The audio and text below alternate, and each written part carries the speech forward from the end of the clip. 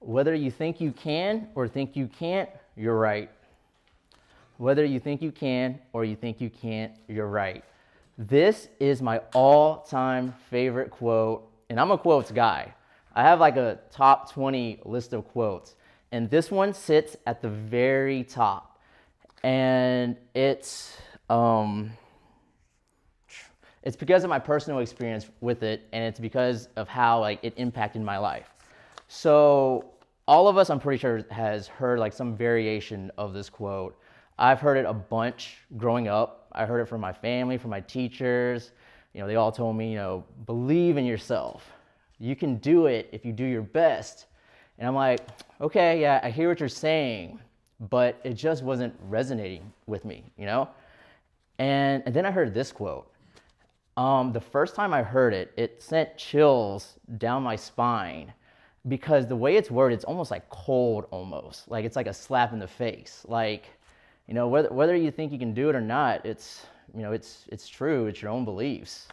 It's your life. It's whatever. It's all within you.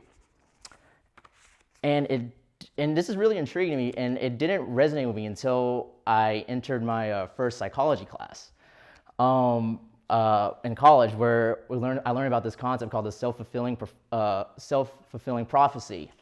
And basically, for those of you who don't know, the self-fulfilling prophecy is this idea of whether you believe you can do something or whether you believe you can't do something will lead you to behave in a way that's going to give you that outcome. So for example, if you had to take a test, and let's assume that you were going to make an A on it, or you thought you were going to make an A on it, well, you're probably going to study harder. You're probably going to work harder for it. And, let's say your buddies invite you out for dinner that night.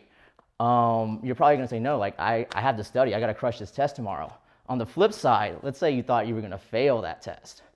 You're probably not going to study as hard, and now maybe you're not even study at all. And if your buddies invite you for dinner, you're probably going to go because you're going to be like, what's the point? I'm going to fail anyway.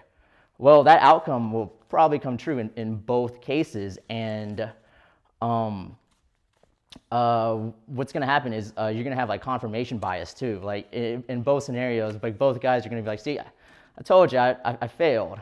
What did I tell you? And then like the other guy who succeeds is going to be like, yeah, I succeeded. So, and this happens like subconsciously too. It's a really, really powerful thing.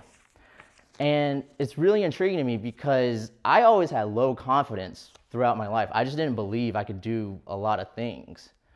And I didn't believe that, and I didn't even attempt a lot of things because I just didn't believe in myself.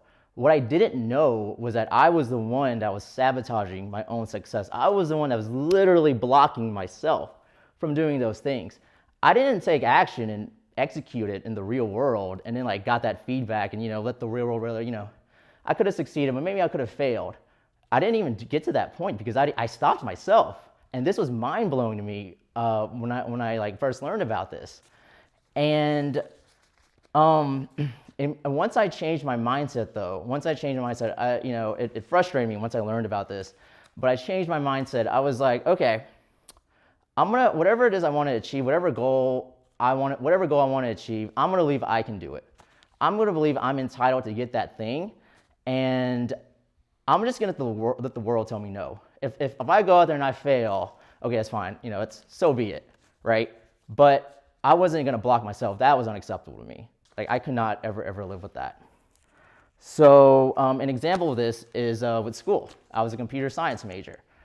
In the computer science department, there's a lot of smart kids. I felt like everybody knew like 2 or 3 programming languages. They probably had like some like side project. They probably launched an app. And I just I had no computer experience prior to that. Maybe just like surfing the internet, but that's like basic. So it was really like intimidating for me. I just felt like I didn't belong. And I didn't do well at first. But then I switched my mindset. I was like, I think I can hang with these guys. And I think if I work really hard, maybe I can do better than 50% of them.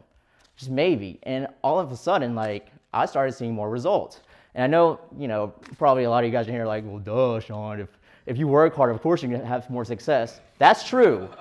That's true. But it was my mindset that gave me the energy to push in that direction.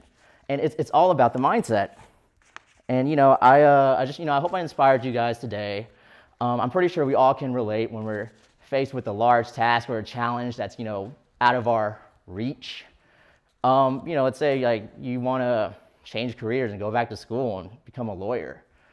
But then like, you're like, just school isn't for me. Maybe I'm a lazy person. Maybe you want to trade stocks and make a lot of money. But then you're like, I'm not a numbers person, I've always struggled with math all throughout my whole life. Or you want to launch your own business, start a food blog, YouTube channel. Or if you want to like go to like Hollywood and become like an actor and actress, Morgan Freeman did at a late age. But maybe a limiting belief comes up where you're like, man, people probably won't find me funny, or they won't like my personality. There's all kinds, like the mind will play so many tricks like to you. And self-awareness is important. It's important to recognize our beliefs, because we're only human. Like just mathematically speaking, we only can be the average. Not all of us are geniuses. Not all of us can be a pro athlete. Not all of us can fly. Well, I mean, no one can fly, but I don't know, maybe like when you go home tonight, like, close your eyes and just tell yourself like, man, I think I can fly. I think I can do it. And if you do fly, you could be the next like Chris Angel or something. You need to like go get his business contact and, glab. But yes, that's all a part of self-awareness, is recognizing your limits. But a part of that is also recognizing your potential too. So it goes both ways. And that can be a tricky thing, to recognize that when you're doing that self-analysis, And, but in all scenarios, just recognize that whenever you tell yourself you can't do something, you just blocked yourself. You didn't go out in the real world and execute your plan and let the world tell you no. You just told yourself no. And that it's dead with you, it's game over.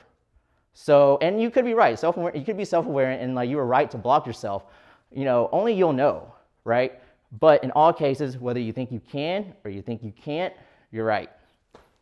Ms. Toastmaster.